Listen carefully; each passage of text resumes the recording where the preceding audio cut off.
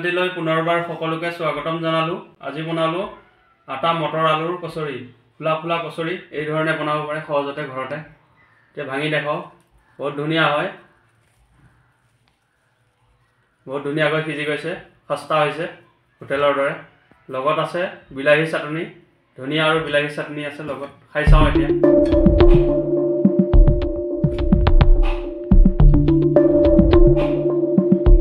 মজা। ভিডিওটো চাই ভাল লাইক শেয়াৰ সাবস্ক্ৰাইব কৰি দিব, লগতে কমেন্ট কৰি জনাব ভিডিওটো কেনে পালে। এতিয়া ভিডিওটো আৰম্ভ কৰিম।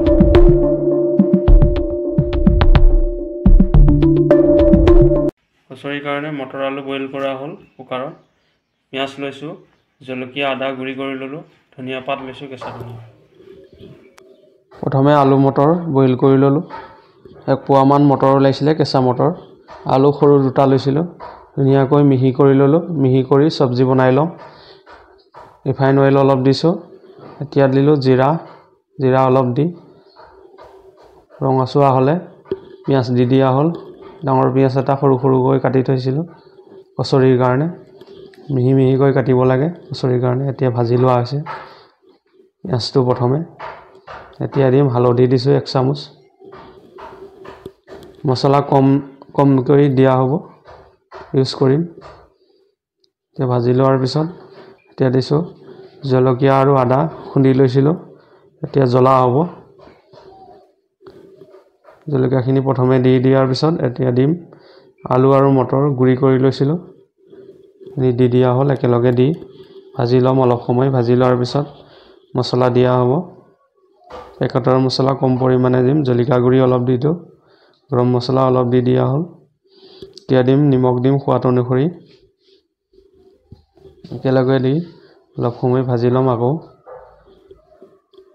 তেলৰ পৰিমাণ কমকৈ দিব লাগে কচুৰিৰ কাৰণে।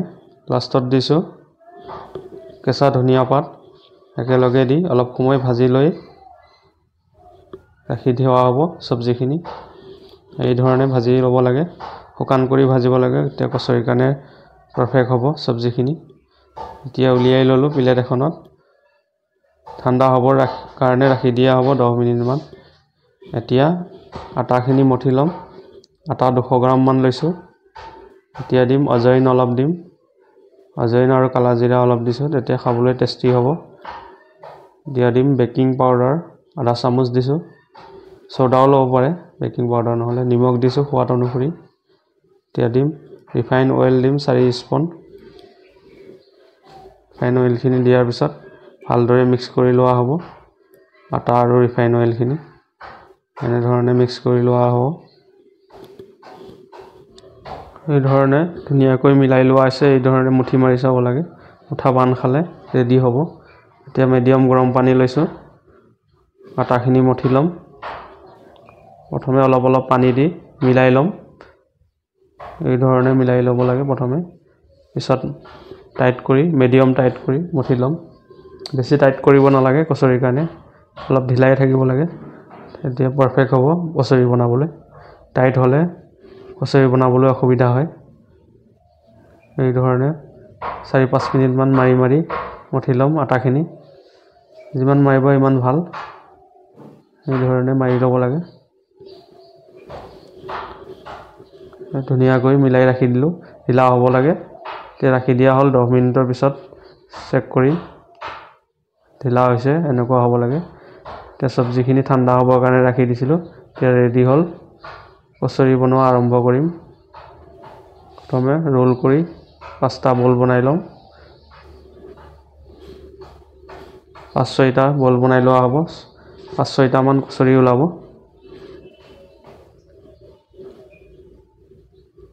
6টা বল বনাই লোৱা হ'ল। এতিয়া কচুৰি বনাই ল'ম এটা এটাকৈ।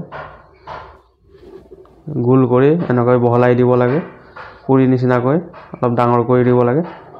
চাইডটো পাতলা কৰিব লাগে, মাজত অলপ ডাঠ থাকিব লাগে। এতিয়া হাতৰ ওপৰত লৈ চব্জিখিনি দি দিয়া হ'ব।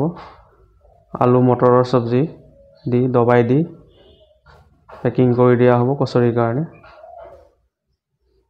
এই ধৰণে দবাই দিব লাগে। দবাই দি এতিয়া পেকিং কৰি দিম।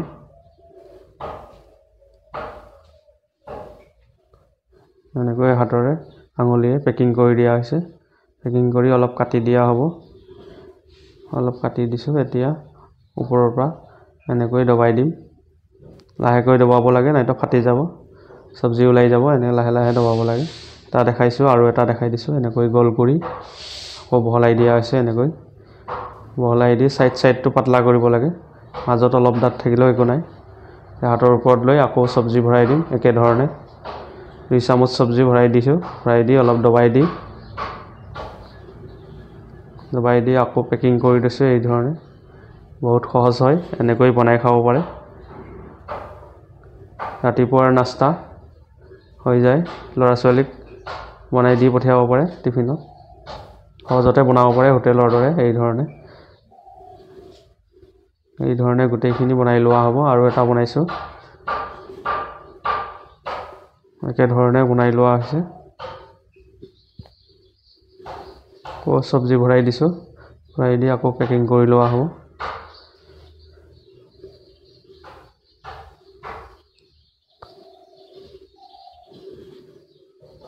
এনেকৈ গোটেইখিনি বনাই লোৱা হ'ল।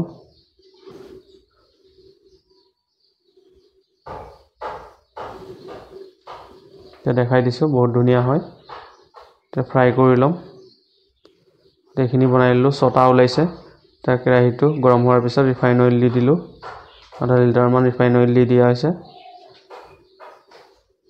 মিডিয়াম গৰম হোৱাৰ পিছত কচুৰিকেইটা দি দিম। বেছি গৰম তেলত দিব নালাগে, মিডিয়াম গৰম তেলত এটা এটাকৈ গোটেইকেইটা কচুৰি দি দিয়া হ'ব।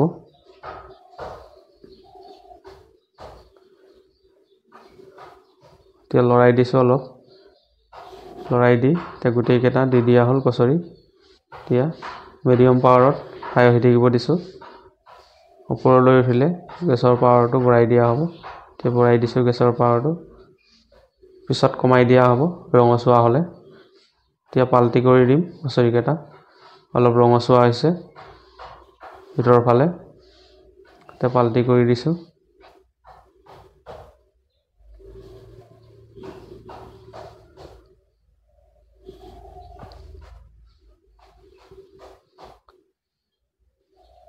এতিয়া পাৱাৰটো কমাই দিয়া হ'ব, গেছৰ পাৱাৰটো। ৰঙচুৱা হৈছে, ভালদৰে ফ্ৰাই হ'ব দিম। 10 মিনিটমান লাগে কমটি পাৱাৰত ফ্ৰাই কৰিলে। এতিয়া ধুনীয়াকৈ কালাৰ উঠিছে, কচুৰিৰ কালাৰ। বহুত টেষ্টি হয়, খাস্তা কচুৰি হয়। আটাৰ কচুৰি বনাব পাৰে এই ধৰণে। বহুত সহজতে বনাব পাৰে হোটেলৰ দৰে। এতিয়া ধুনীয়াকৈ ৰঙচুৱা হৈছে। এতিয়া উলিয়াই লোৱা হ'ব অলপ সময় ভজাৰ পিছত। এতিয়া দুটা বেছি ৰঙচুৱা হৈছিলে, উলিয়াই লৈছোঁ প্ৰথমে। বাকী থকাকেইটাও উলিয়াই ল'ম। ৰঙচুৱা হৈছে ধুনীয়াকৈ, উলিয়াই লোৱা হ'ব। এই ধৰণে বনাই খাব পাৰে। এতিয়া প্লেটত সজাই লোৱা হ'ব। আজিলৈ আহিছোঁ। Bye bye. নেক্সট ভিডিঅ'ত লগ পাম। ধন্যবাদ সকলোকে।